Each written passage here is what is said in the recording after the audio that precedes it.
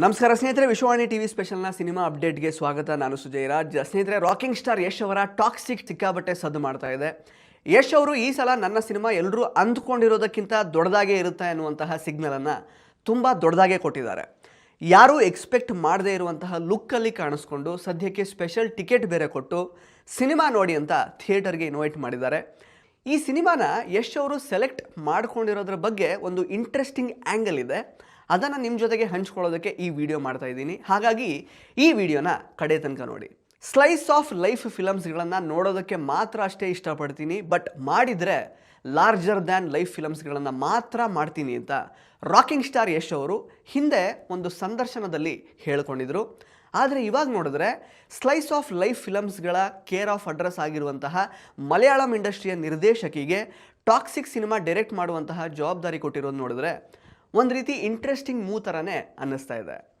ಈಗ ಈ lady director ಯಾವ ಜೆಂಟ್ಸ್ ಡೈರೆಕ್ಟರ್ಗೂ ಕಮ್ಮಿ ಇಲ್ಲ ಅನ್ನೋ ರೇಂಜಿಗೆ, ಗಂಡು ಹೈಕಳೆ ಬೆಚ್ಚಿ ಬೀಳೋ ರೇಂಜಿಗೆ ವೈಲೆನ್ಸನ್ನು ತೋರಿಸಿ, ಪಡ್ಡೆ ಹುಡುಗರೇ ಟೆನ್ಷನ್ ಆಗೋ ರೇಂಜಿಗೆ ಸ್ಟೀಮಿ ಸೀನ್ಸ್ಗಳನ್ನು ಇಟ್ಟು ರೊಚ್ಚಿಗೆದ್ದಿರೋ ಟೆರರ್ ಲೇಡಿ ವೈಬ್ಸನ್ನು ಕೊಡ್ತಾ ಇದ್ದಾರೆ. ಹಾಗೆ ನೋಡ್ಲಿಕ್ಕೆ ಹೋದರೆ KGF ಚಾಪ್ಟರ್ 2 ಆದಮೇಲೆ ಯಶ್ ಅವರ ಜೊತೆಗೆ ಕೆಲಸ ಮಾಡೋದಕ್ಕೆ, ಅವರ ಫಿಲಮನ್ನು ಡೈರೆಕ್ಟ್ ಮಾಡೋದಕ್ಕೆ ಆಫ್ ದ ರೆಕಾರ್ಡ್ ಬಹಳ ಜನ ಟ್ರೈ ಮಾಡಿದರು. ಅದು ಯಾರ್ಯಾರು ಅಂತ ನಾನು ನಿಮಗೆ ಹೇಳೋಕ್ಕಾಗಲ್ಲ. ಆದರೆ ಆನ್ ದ ರೆಕಾರ್ಡ್ ಕಿರಾತಕ ಖ್ಯಾತಿಯ ಪ್ರದೀಪ್ ರಾಜ್ ಅವರು ಕಿರಾತಕ ಪಾರ್ಟ್ 2 ಮಾಡೋದಕ್ಕೆ ಹೊರಟಿದ್ದು, ಅದು ಮತ್ತೆ ಕ್ಯಾನ್ಸಲ್ ಆಗಿದ್ದು. ಹಾಗೆಯೇ ಮಫ್ತಿ ಖ್ಯಾತಿಯ ನರ್ತನ್ ಅವರು ಯಶ್ ಜೊತೆಗೆ ಸಿನಿಮಾ ಮಾಡೋದು ಕನ್ಫರ್ಮ್ ಆಗಿ ಅದು ಮುಂದಕ್ಕೆ ಹೋಗಿ ಅವರು ಭೈರತಿ ರಣಗಲ್ ಪಾರ್ಟ್ 2 ಮಾಡಿದ್ದು. ಇದೆಲ್ಲ ನಿಮಗೆ ಗೊತ್ತಿರುತ್ತೆ. ಇದನ್ನು ಬಿಟ್ಟರೆ ಯಶ್ ಅವರಿಗೆ ತಮಗೆ ಸೂಕ್ತ ಅನ್ನಿಸುವಂತಹ ಯಾವುದೇ ಸ್ಟಾರ್ ಡೈರೆಕ್ಟರನ್ನು ಆಯ್ಕೆ ಮಾಡಿಕೊಳ್ಳುವಂತಹ ಎಲ್ಲ ಸ್ವಾತಂತ್ರ್ಯ ಇತ್ತು. ಆದರೂ ಕೂಡ ಕೇವಲ ಒಂದೇ ಒಂದು ಶಾರ್ಟ್ ಫಿಲಮ್ ಮತ್ತು 2 ಸಿನಿಮಾಗಳನ್ನು ನಿರ್ದೇಶನ ಮಾಡಿರುವಂತಹ ಈ ಗೀತು ಮೋಹನ್ ದಾಸ್ಗೆ ಡಿರೆಕ್ಷನ್ ಜವಾಬ್ದಾರಿ ಕೊಡ್ತಾರೆ ಅಂತಂದರೆ ಅವರಲ್ಲಿ ಅಂತಹ ಸ್ಪೆಷಾಲಿಟಿ ಏನಿರಬಹುದು? ಬಿಕಾಸ್ ಈ ಡಿರೆಕ್ಟರ್ ಅಂತಹ ದೊಡ್ಡ ಕಮರ್ಷಿಯಲ್ ಹಿಟ್ ಸಿನಿಮಾಗಳನ್ನು ಇದುವರೆಗೂ ಏನು ಕೊಟ್ಟಿಲ್ಲ. ಆದರೂ ಕೂಡ ಯಶ್ ಅವರು ಯಾಕೆ ಈ ರೀತಿಯ ಒಂದು ಸೆಲೆಕ್ಷನನ್ನು ಮಾಡಿಕೊಂಡ್ರು ಅಂತ ಇವತ್ತಿಗೂ ಕೂಡ ತುಂಬ ಜನರಲ್ಲಿ ಡೌಟ್ ಅಂತೂ ಕಾಡ್ತಾ ಇದೆ. ಹಾಗಾದರೆ ಈ ಗೀತು ಮೋಹನ್ ದಾಸ್ ನರೇಟ್ ಮಾಡಿರುವಂತಹ ಸ್ಕ್ರಿಪ್ಟಲ್ಲಿ ಅಂತಹ ಎಕ್ಸೈಟಿಂಗ್ ವಿಷಯ ಏನಿರಬಹುದು? ಹಂಗೆ ನೋಡೋಕ್ಕೋದ್ರೆ ಇನಿಷಿಯಲ್ ಡೇಸಲ್ಲಿ ಈ ಸಿನಿಮಾನ ಗೀತು ಮೋಹನ್ ದಾಸ್ ಮಾತ್ರ ಬರೆದಿದ್ರು. ಇತ್ತೀಚೆಗೆ ಯಶ್ ಅವರು ಕೂಡ ಈ ಸಿನಿಮಾಗೆ ಕೋ ರೈಟರ್ ಆಗಿ ಅಪ್ಡೇಟ್ ಆಗಿದ್ದಾರೆ. ಸೊ ಗೀತು ಮೋಹನ್ ದಾಸ್ ಹೇಳಿದ ಕಥೆಯಲ್ಲಿ ಅಂಥದ್ದೇನಿತ್ತು? ಅವರು ಇಲ್ಲಿ ತನಕ ನಿರ್ದೇಶನ ಮಾಡಿರುವಂತಹ ಸಿನಿಮಾಗಳಾದರೂ ಯಾವುದು? ನಿಜಕ್ಕೂ ಈ ಗೀತು ಮೋಹನ್ ದಾಸ್ ಅನ್ನುವಂತಹ ಲೇಡಿ ಯಾರು? ಇವರ ಹಿನ್ನೆಲೆ ಏನು ಅನ್ನೋದನ್ನು ಸ್ವಲ್ಪ ಅನಲೈಸ್ ಮಾಡ್ತಾ ಹೋಗೋಣ ಬನ್ನಿ. ಸ್ನೇಹಿತರೆ, ಫಸ್ಟ್ಲಿ ರಾಕಿಂಗ್ ಸ್ಟಾರ್ ಯಶ್ ಅವರ ಇಷ್ಟು ವರ್ಷದ ಕೆರಿಯರ್ನಲ್ಲಿ ಮುಂದಿನ ಸಿನಿಮಾ ಅನೌನ್ಸ್ ಮಾಡೋದಕ್ಕೆ ಇಷ್ಟೆಲ್ಲ ಟೈಮ್ ಅಂತೂ ಯಾವತ್ತೂ ತಗೊಂಡಿರಲಿಲ್ಲ. ನಿಮಗೆ ಗೊತ್ತಿರುತ್ತೆ, KGF 2 ಆದಮೇಲೆ ಸಿಕ್ಕಾಪಟ್ಟೆ ಟೈಮ್ ತೊಗೊಂಡ್ರು ಟಾಕ್ಸಿಕ್ ಅನೌನ್ಸ್ ಮಾಡೋದಕ್ಕೆ. ಹಂಗೆ ನೋಡೋಕೆ ಹೋದರೆ KGF 2 ಸಕ್ಸಸ್ಸನ್ನು ಗ್ರ್ಯಾಂಟೆಡ್ ಆಗಿ ತೆಗೆದುಕೊಳ್ಳುವಂತಹ ವ್ಯಕ್ತಿ ಅಂತೂ ಯಶ್ ಅವರಲ್ಲ. ಹಂಗೆ ನೋಡೋಕೆ ಹೋದರೆ ಯಶ್ ಅವರು ಇದಕ್ಕೂ ಮೊದಲು ಲೇಡಿ ಡೈರೆಕ್ಟರ್ ಜೊತೆಗೆ ಇಲ್ಲಿ ತನಕ ಕೆಲಸನೇ ಮಾಡಿಲ್ಲ ಅಂತೇನಿಲ್ಲ. ಮೊಗ್ಗಿನ ಮನಸ್ಸು ಸಿನಿಮಾಗಿಂತ ಮೊದಲು ಬಂದಂತಹ ಜಂಬದ ಹುಡುಗಿ ಸಿನಿಮಾದಲ್ಲಿ ಅವರು ಸಪೋರ್ಟಿಂಗ್ ರೋಲಲ್ಲಿ ಕೆಲಸ ಮಾಡಿದರು, ಕಾಣಿಸ್ಕೊಂಡಿದ್ರು. ಆ ಸಿನಿಮಾ ಡಿರೆಕ್ಟ್ ಮಾಡಿದ್ದು ಪ್ರಿಯಾ ಹಾಸನ್ ಅವರು. ಅದರ ನಂತರ 2009ರಲ್ಲಿ ರಿಲೀಸ್ ಆದಂತಹ ಕಳ್ಳರ ಸಂತೆ ಎನ್ನುವಂತಹ ಸಿನಿಮಾನ ಸುಮನಾ ಕಿತ್ತೂರ್ ಅವರು ನಿರ್ದೇಶನ ಮಾಡಿದರು. ಆ ಸಿನಿಮಾದಲ್ಲಿ ಯಶ್ ಅವರು ಹೀರೋ ಆಗಿ ಕಾಣಿಸ್ಕೊಂಡಿದ್ರು. ಅದು ಬಿಟ್ಟರೆ ಸುಮಾರು 17 ವರ್ಷಗಳ ನಂತರ ಈಗ ಗೀತು ಮೋಹನ್ ದಾಸ್ ಯಶ್ ಅವರ ಸಿನಿಮಾನ ಡಿರೆಕ್ಟ್ ಮಾಡಿದ್ದಾರೆ. ಗೀತು ಮೋಹನ್ ದಾಸ್ ಅವರೇ ತನ್ನ ನೆಕ್ಸ್ಟ್ ಡಿರೆಕ್ಟರ್ ಆಗಬೇಕು ಅಂತ ಚೂಸ್ ಮಾಡೋದ್ರ ಹಿಂದೆ ಸಾಕಷ್ಟು ಬ್ರೈನ್ ಸ್ಟಾರ್ಮಿಂಗ್ ಸೆಷನ್ ಅಂತೂ ಯಶ್ ಅವರಲ್ಲಾಗಿರುತ್ತೆ. ಯಶ್ ಅವರ ಈ ಟಾಕ್ಸಿಕ್ ಡಿಸಿಷನನ್ನು ಈಗ ಗ್ಲೋಬಲ್ ಸಿನಿಮಾ ಆಡಿಯನ್ಸ್ ಎದುರು ನೋಡ್ತಾ ಇದ್ದಾರೆ. ಇದೇ ಈ ಒಂದು ಸಿನಿಮಾದ ಮೊದಲ ಸಕ್ಸಸ್ ಅಂತ ಅಂದ್ಕೊಳ್ಬಹುದು. By the way, Geethu Mohan Das basically ಒಬ್ಬ ಮಲಯಾಳಂ ನಟಿ ಮತ್ತು ನಿರ್ದೇಶಕಿ. 44 ವರ್ಷದ ಗೀತು ಮೋಹನ್ ದಾಸ್ ಅವರ ನಿಜವಾದ ಹೆಸರು ಗಾಯತ್ರಿ ದಾಸ್ ಅಂತ.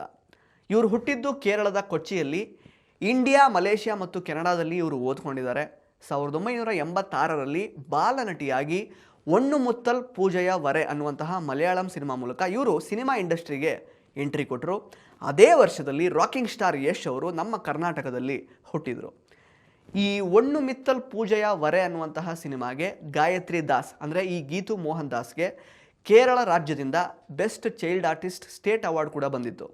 ಅದರ ನಂತರ 2009ರ ತನಕ ಇವರು ಸುಮಾರು 30ಕ್ಕೂ ಹೆಚ್ಚು ಮಲಯಾಳಂ ಸಿನಿಮಾಗಳಲ್ಲಿ, 1-2 ತಮಿಳ್ ಸಿನಿಮಾದಲ್ಲಿ ಹೀರೋಯಿನ್ ಆಗಿ ಹಾಗೆಯೇ ಸಪೋರ್ಟಿಂಗ್ ರೋಲ್ಸ್ಗಳಲ್ಲಿ ಆ್ಯಕ್ಟ್ ಮಾಡ್ತಾ ಬಂದಿದ್ದರು.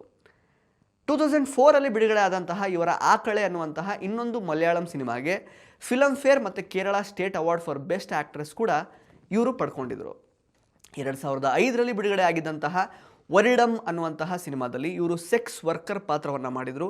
ಆ ಸಿನಿಮಾಗೂ ಕೂಡ ಸ್ಟೇಟ್ ಅವಾರ್ಡ್ಸ್ ಮತ್ತು ನ್ಯಾಷನಲ್ ಅವಾರ್ಡ್ಸ್ ಎಲ್ಲ ಬಂದಿದೆ.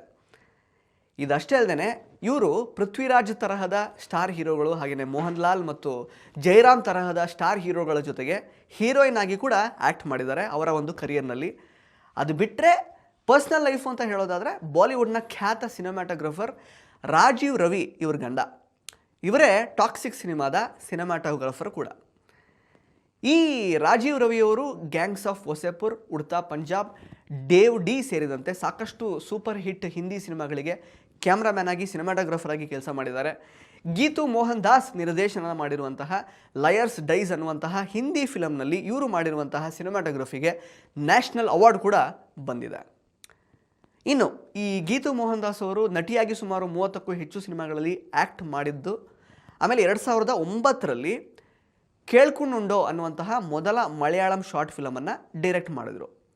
ಅಂದರೆ 2009 ಇವರು ಆ್ಯಕ್ಟಿಂಗನ್ನು ಬಿಟ್ಟರು. 2009 ಕೇಳ್ಕುಂಡುಂಡೋ ಅನ್ನುವಂತಹ ಮೊದಲ ಮಲಯಾಳಂ ಶಾರ್ಟ್ ಫಿಲಮನ್ನು ಡೈರೆಕ್ಟ್ ಮಾಡಿದರು. ಇದಕ್ಕೆ IFFI golden lamp tree award for best film and director award ಕೂಡ ಬರುತ್ತೆ. ಇದು ಒಂದು ಇಂಟರ್ನ್ಯಾಷನಲ್ ಅವಾರ್ಡು.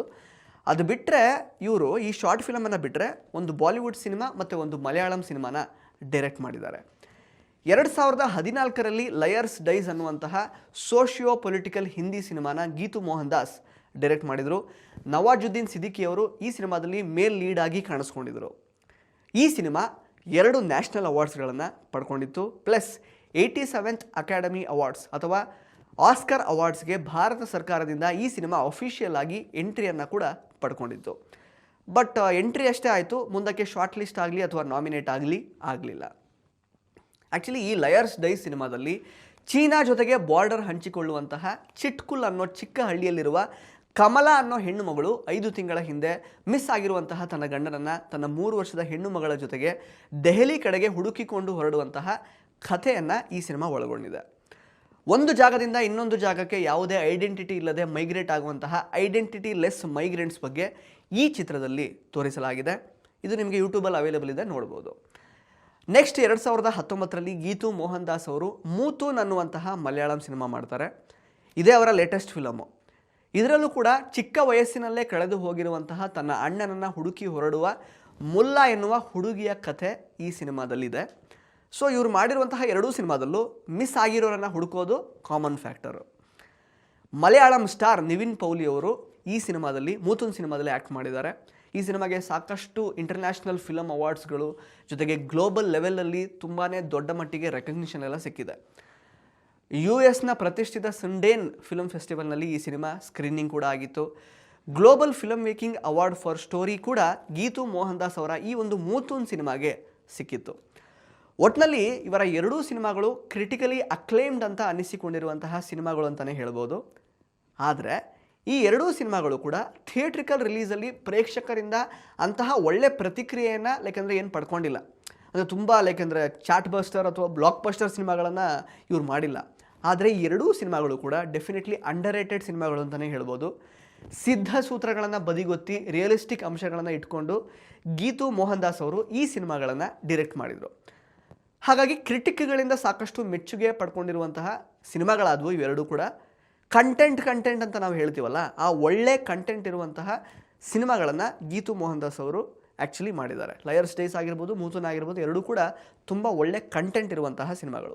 ಈಗ ನಮ್ಮ ಕನ್ನಡದಲ್ಲೂ ಕೂಡ ಸಾಕಷ್ಟು ಈಗ ಗಿರೀಶ್ ಕಾಸರವಳ್ಳಿಯವರು, ಹಾಗೆಯೇ ನಮ್ಮ ಪಿ ಶೇಷಾದ್ರಿ ಅವರು, ಲಿಂಗದೇವರವರು ಮಾಡುವಂತಹ ಕೆಲವೊಂದಷ್ಟು ಆಫ್ ಬೀಟ್ ಸಿನಿಮಾಗಳ ಸಾಲಿಗೆ ಈ ಸಿನಿಮಾ ಕೂಡ ಸೇರಿಕೊಳ್ಳುತ್ತೆ.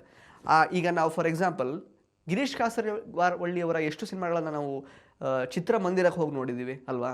ಎಲ್ಲೋ ಟಿ ವಿಯಲ್ಲಿ ಬಂದಾಗ ಅಥವಾ ಯೂಟ್ಯೂಬಲ್ಲಿ ನೋಡಿ ಸಖತ್ತಾಗಿತ್ತಲ್ವ ಸಿನಿಮಾ ಅಂತೆಲ್ಲ ನಾವು ಹೊಗಳ್ಕೊಂಡಿದ್ದೀವಿ ಅಷ್ಟೇ ಬಿಟ್ಟರೆ ಥಿಯೇಟರ್ಗೆ ಹೋಗಿ ಆ ಸಿನಿಮಾಗಳನ್ನು ನಾವು ಎಂಜಾಯ್ ಮಾಡಿಲ್ಲ.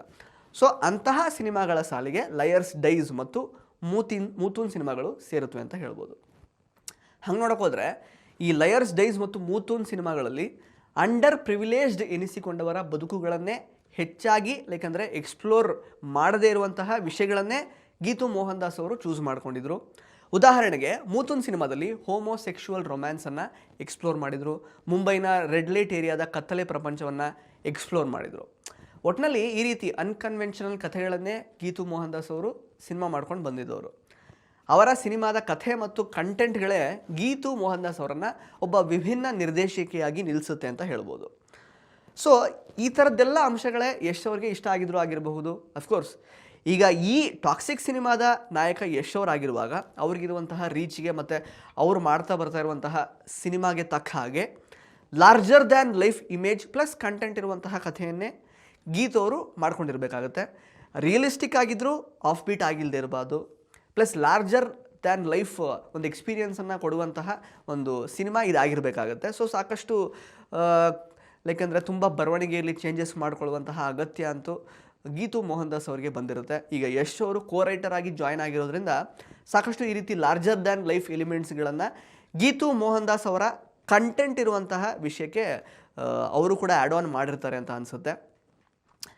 ಸದ್ಯಕ್ಕೆ ಗೀತು ಅವರು ಯಶ್ ಅವರ ಒಂದು ಆರಾಗೆ ತಕ್ಕ ಹಾಗೆ, ಯಶ್ ಅವರ ಇಮೇಜ್ಗೆ ತಕ್ಕ ಹಾಗೆ, ಯಶ್ ಅವರ ಒಂದು ಲಾರ್ಜರ್ ದ್ಯಾನ್ ಲೈಫ್ ಥಾಟ್ಗೆ ತಕ್ಕ ಹಾಗೆ ಕೆಲವೊಂದಷ್ಟು ಕಥೆಗೆ ಬದಲಾವಣೆಗಳನ್ನು ಮಾಡ್ಕೊಂಡಿದ್ದಾರೆ ಅನ್ನುವಂಥದ್ದು ಈಗ ರಿಲೀಸ್ ಆಗಿರುವಂತಹ ಟಾಕ್ಸಿಕ್ ಕಂಟೆಂಟ್ಸಿಂದ ಗೊತ್ತಾಗ್ತಾ ಇದೆ. ಸೊ ನಿರ್ದೇಶಕರ ಬ್ಯಾಕ್ಗ್ರೌಂಡ್ ಎಲ್ಲ ನೋಡುವಾಗ ಯಶ್ ಅವರು ಈ ಸಲ content plus larger than life cinema ಕೊಡ್ತಾ ಇರೋದು ಪಕ್ಕಾ ಅಂತ ಕನ್ಫರ್ಮ್ ಆಗಿ ಹೇಳ್ಬೋದು. ಎಮೋಷನಲಿ ಎಂಗೇಜ್ ಆಗ್ತೀವಾ ಅಥವಾ ಸಿಕ್ಕಾಪಟ್ಟೆ ಹೈ ಮೂಮೆಂಟ್ಸ್ಗಳಿರುವಂತಹ ಒಂದು ಸಿನಿಮಾನ, ಒಂದು ಲಾರ್ಜರ್ ದ್ಯಾನ್ ಲೈಫ್ ಎಕ್ಸ್ಪೀರಿಯೆನ್ಸ್ ಇರುವಂತಹ ಒಂದು ಸಿನಿಮಾನ ನೋಡುವಂತಹ ಒಂದು ಅನುಭವವನ್ನು ಪಡ್ಕೊಳ್ತೀವ ಅನ್ನೋದನ್ನು ಕಾದು ನೋಡಬೇಕಾಗುತ್ತೆ. ಇದಿಷ್ಟು ಗೀತು ಮೋಹನ್ ದಾಸ್ ಅವರ ಬಗ್ಗೆ ನಿಮಗೆ ತಿಳಿಸಿಕೊಡುವಂತಹ ಒಂದು ಪ್ರಯತ್ನ. ಸ್ನೇಹಿತರೆ, ಈ ವಿಡಿಯೋ ನಿಮಗೆ ಇಷ್ಟ ಆಗಿದ್ರೆ ದಯವಿಟ್ಟು ವಿಶ್ವವಾಣಿ ಟಿವಿ ಸ್ಪೆಷಲ್ ಯೂಟ್ಯೂಬ್ ಚಾನಲ್ಗೆ ಸಬ್ಸ್ಕ್ರೈಬ್ ಮಾಡಿ, ಹಾಗೆಯೇ ಪಕ್ಕದ ಬೆಲ್ ಐಕಾನನ್ನು ತಪ್ಪದೇ ಒತ್ತಿ. ಧನ್ಯವಾದ. ಇಂಟ್ರೆಸ್ಟಿಂಗ್ ಮತ್ತು ಇನ್ಫಾರ್ಮೇಟಿವ್ ವಿಡಿಯೋಗಳನ್ನು ಮಿಸ್ ಮಾಡ್ಕೋಬೇಡಿ. ಈಗಲೇ ಸಬ್ಸ್ಕ್ರೈಬ್ ಮಾಡಿ.